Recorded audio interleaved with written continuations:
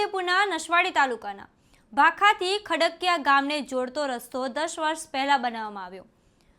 2 કિલોમીટરના માર્ગમાં મોટા ખાડા પડતા વાહન ચાલકો હેરાન પરેશાન છે। નમસ્કાર, હું છું મમલ ને અમારા વિશેષ કાર્યક્રમમાં તમારું સ્વાગત છે। છોટાઉદેપુરના નસવાડી તાલુકાના ભાખથી ખડકિયા દમોલી હમીરપુરા અને કવંટ તાલુકાને જોડતો રસ્તો છે, જ્યારે ભાખથી ખડકિયા ગામ સુધીનો માર્ગ જર્જરિત અવસ્થામાં છે। ડામર રસ્તાની સપાટી ઘસાઈ જતા તેમાંથી કપચી અને મેટલ છૂટા પડી ગયા છે, જ્યારે પંચાયત માર્ગ મકાન વિભાગ દ્વારા આ ખાડા પૂરવા માટે મેટલ નાખાયો હતો, જે મેટલ વાહનો ચલાવતા છૂટો પડી ગયો છે।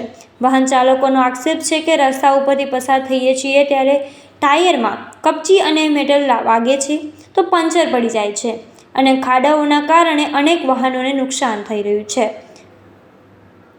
બીજો કોઈ રસ્તો ન હોવાથી આ રસ્તા ઉપરથી પસાર થવું પડે છે। બે તાલુકાને જોડતો રસ્તો બનાવવા માટે અનેકવાર ગ્રામસભામાં ગ્રામજનોએ રજૂઆત કરી છે, પરંતુ પ્રજાની રજૂઆત સાંભળવામાં આવતી નથી।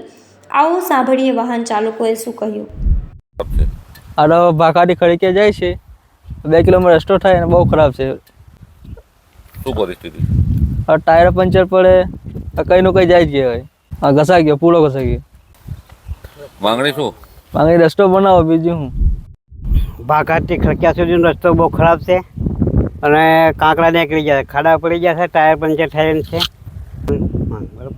શું મુશ્કેલી પડે આ રસ્તામાં? આ રસ્તામાં છે ને ગાડીઓવાળો પડે છે એમાં, બરાબર 2-3 સવાર આવે ને તો પડી જાય ખાડા વાગી છે? હા, 2 બનાવ બની જશે અમારે।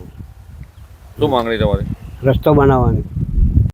આ સમગ્ર મામલે આપ શું વિચારો છો, કોમેન્ટ કરીને એમને જરૂરથી જણાવજો। અત્યાર માટે બસ આટલું જ। ધન્યવાદ।